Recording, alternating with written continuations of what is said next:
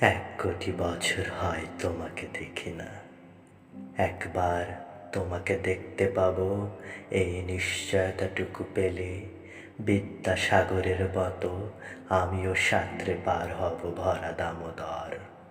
কয়েক হাজার বার পাড়ি দেব ইংলিশ চ্যানেল, তোমাকে একটিবার দেখতে পাবো এটুকু ভরসা পেলে অনায়াসে ডিঙাবো এই কারার প্রাচীর। ছুটে যাব নাগরাজ্যে পাতালপুরীতে, কিংবা বোমারু বিমান ওড়া শঙ্কিত শহরে।